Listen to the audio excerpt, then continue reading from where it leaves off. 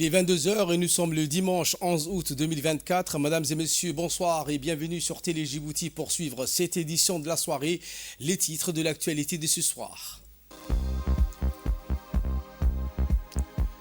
Le président Guelleh prend part à la cérémonie d'investiture de son homologue réélu du Rwanda qui s'est tenue à Kigali, la capitale rwandaise. Également dans l'actualité de ce 22 heures, au Proche-Orient, les condamnations internationales sont unanimes après la frappe israélienne meurtrière sur la bande de Gaza.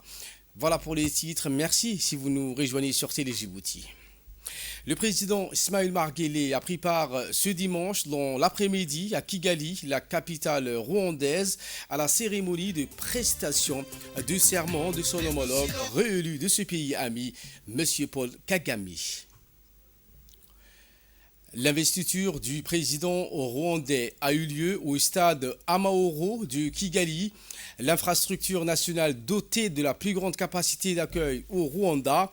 Outre le chef de l'État djiboutien, une vingtaine d'autres chefs d'État et de gouvernement d'Afrique, dont la présidente éthiopienne, Mme Zeile Work-Zewde, le président somalien Hassan Sheikh Mohamud, le président kényan William Ruto, le président sud-soudanais M. Salva Kiir, la présidente tanzanienne Mme Samia Suluhu, le président angolais Joao Lourenço, le président de la République du Congo, M. Denis Sassou Nguesso, le président togolais Faure Gnassingbé ont entre autres pris part à cette cérémonie d'investiture du président réélu du Rwanda.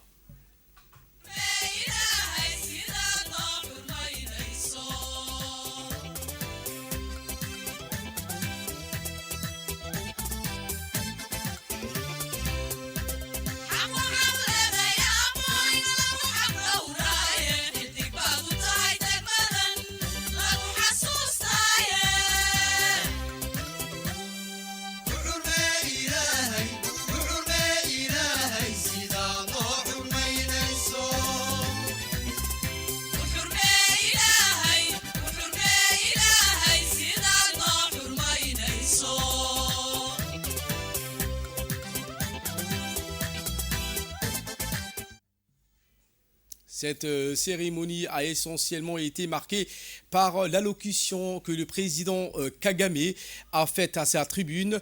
Il a dans cette intervention réitéré sa détermination à concéder toujours la priorité de son action à la tête du pays, à la poursuite des efforts au développement. Au-delà, l'État rwandais a adjoint à cette cérémonie un nombre important de symboliques donnant tous la pleine mesure de niveau élevé de fierté et d'attachement du peuple rwandais à sa volonté de vivre ensemble, à son unité et à sa cohésion nationale. Dans la gamme variée des rites exécutés en ce sens, il y a lieu de citer une parade militaire savamment orchestrée, un spectacle ingénieux de chants et de danses folkloriques et une exhibition culturelle menée entre autres à travers une exposition de vêtements traditionnels. À travers sa participation massive à cette cérémonie d'investiture du président Kagame, le peuple rwandais a contribué aussi à accroître la nature festive de cet événement d'investiture. Il a, en se faisant, apporté également la preuve de la légitimité politique dont dispose le président Kagame et partant de l'attachement des Rwandais à la poursuite du leadership politique en place à la tête de leur pays. Aujourd'hui, 30 ans après ce génocide, les Rwandais donnent tous les gages d'un peuple solidaire, en paix totale avec lui-même et régi par la valeur supérieure de patriotisme, de concorde de cœur et d'esprit de fraternité citoyenne. C'est en cela qu'à juste titre, le Rwanda prend de plus en plus, aussi bien en Afrique que dans les autres continents, la figure de modèle réussi de nation en matière de réconciliation et les composants distincts de ce même pays. En bref et en images, la République de Djibouti condamne fermement l'attaque meurtrière des forces israéliennes contre des civils désarmés sur la bande de Gaza. Par conséquent, notre pays exige une mission d'enquête internationale pour crimes de guerre et crimes contre l'humanité sur les forces d'occupation israéliennes. La République de Djibouti appelle la communauté internationale à assumer ses responsabilités, en particulier le Conseil de sécurité, pour arrêter immédiatement l'agression violente d'Israël contre Gaza, mettre un terme aux attaques flagrantes de ces forces d'occupation, ainsi que les violations constantes et systématiques du droit international, et demander des comptes aux responsables. Enfin, Djibouti réitère sa position ferme en faveur de la cause palestinienne et les droits légitimes du peuple palestinien, frère, en premier, son droit à établir son propre État indépendant et souverain aux frontières du 4 juin 67 avec Jérusalem-Est pour capitale. Et je vous le disais en titre, les condamnations internationales après la frappe israélienne meurtrière de Gaza sont unanimes. En effet, le chef de la diplomatie de l'Union européenne, M. Josep Borrell, s'est dit horrifié. La Turquie, quant à elle, a dénoncé un nouveau crime contre l'humanité. La rapporteuse spéciale de l'ONU accuse Israël de génocide des Palestiniens. Le ministère de la Santé du Hamas annonce un nouveau bilan de 39 790 morts. Israël a accepté de reprendre le 15 août les discussions sur une trêve dans la bande de Gaza, où l'armée a lancé vendredi une nouvelle opération à Khan Younes après un appel pressant des pays médiateurs face au risque d'escalade militaire au Moyen-Orient. Retour à Djibouti où hier vers 18 h, une pluie torrentielle s'est abattue sur la capitale, annonçant avec fracas le changement de saison. Sous un ciel chargé des tonnerres, menaçant les éclairs, déchirer l'obscurité, tandis que le tonnerre grondait avec une intensité rare, comme pour souligner la force de cet événement météorologique. En quelques instants, les rues de la capitale animée se sont transformées en rivières, les eaux envahissant les quartiers et submergeant les routes. Les cours d'eau, gonflés par des averses incessantes, ont débordé de leurs lits, contraignant les habitants à faire preuve de la plus grande prudence. Les images saisies par les résidents révèlent l'ampleur de ces averses, avec des véhicules à moitié immergés et une circulation paralysée. Les services météorologiques, dans un élan de précaution, ont conseillé donc à la population de restreindre les déplacements jusqu'au reflux complet des eaux. Et bien, face à cette situation d'urgence, les différentes entités de l'État ont immédiatement réagi. Sans plus tarder, l'Office national de l'eau et de l'assainissement de Djibouti, l'ONEAD, a rapidement déployé ses équipes sur le terrain peu après les averses. Dirigée par la chef de service, Mme Faiza Romané, cette équipe de l'ONEAD a travaillé sans relâche jusqu'à tard dans la soirée pour évacuer les eaux qui ont donc dans les rues et rétablir également une circulation normale. Parallèlement, les éléments de la protection civile, la police et les différentes forces djiboutiennes ont également pris des mesures pour sécuriser les zones touchées et aider à la gestion de cette crise. Grâce à ces interventions déterminantes, les principales artères de la ville, notamment le rond-point de Nguela, FNP, Saline Ouest et Braslambo, qui étaient donc totalement inondés ce matin, sont progressivement dégagées et les équipes ont mis en œuvre un plan d'action rigoureux utilisant des pompes et autres équipements spécialisés pour assécher les zones les plus touchées. Les sous-préfectures du 5e arrondissement et du 3e arrondissement ont entamé des opérations d'évacuation des eaux pluviales et des personnes sinistrées. Après que ces pluies diluviennes se sont abattues, le déplacement était quasi impossible pour les habitants de la commune de Balbala. En effet, sous la houlette du sous-préfet du 5e arrondissement, Awal Chida Farah, les agents de la sous-préfecture ont entrepris des efforts consentis d'évacuation des eaux stagnées. Ces opérations ont été menées au niveau de certains quartiers de la commune de Balbala.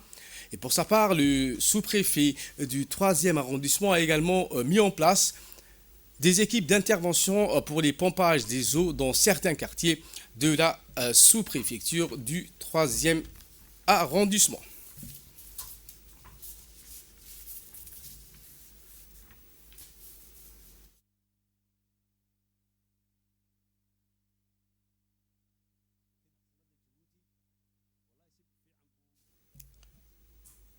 Et voilà qui nous ramène de parler de ce forum national de la jeunesse sur la justice climatique. Après 2 journées de débat, d'échanges et de réflexion sur la justice climatique, ceci a été clôturé aujourd'hui à Sheraton Hotel sous la présidence du secrétaire général du ministère de l'Environnement et du Développement durable, M. Dini Abdallah Omar. L'objectif de ce forum était de renforcer les compétences des jeunes en tant qu'acteurs dans la promotion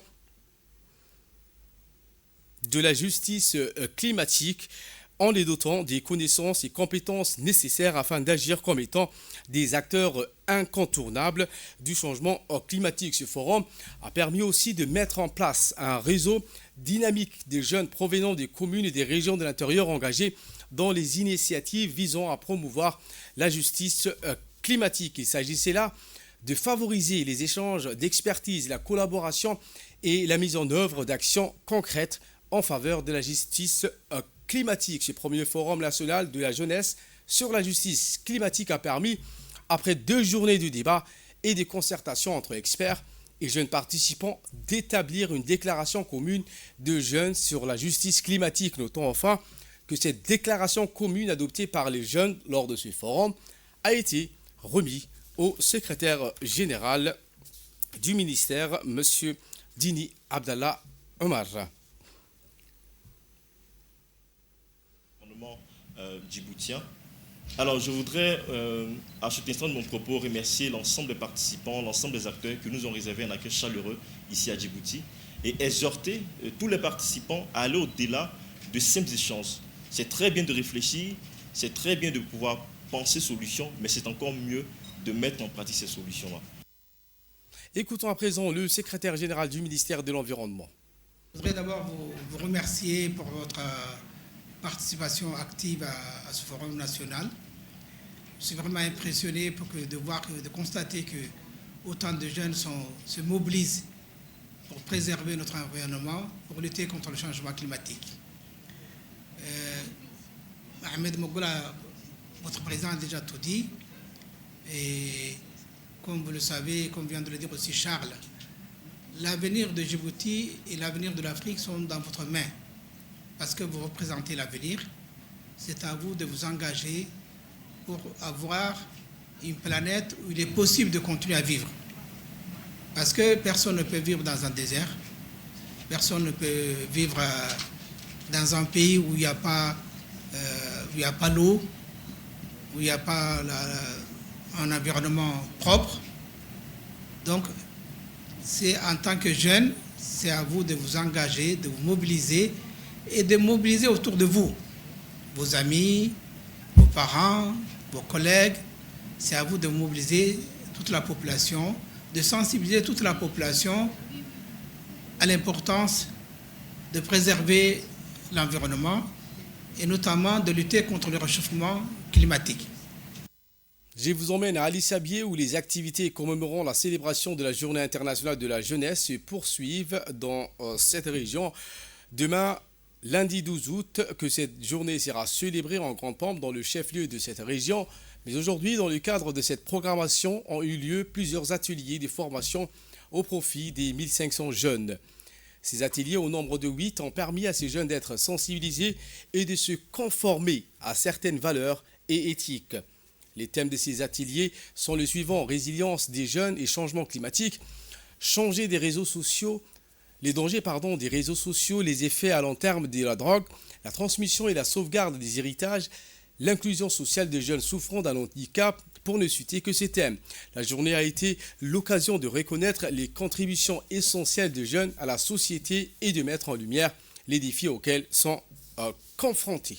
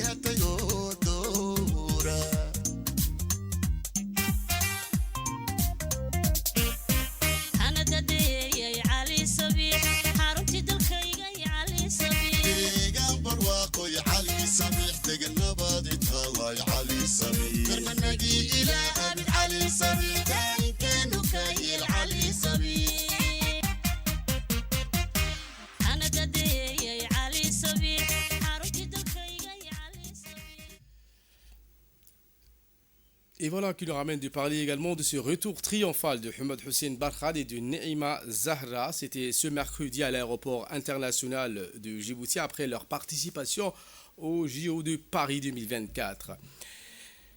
Les deux jeunes ont brillé donc dans leurs épreuves respectives et ont su captiver l'attention internationale et inspirer de nombreux jeunes djiboutiens.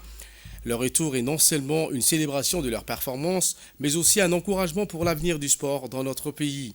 La détermination et le succès sont des sources de motivation pour toute une génération d'aspirants la natation.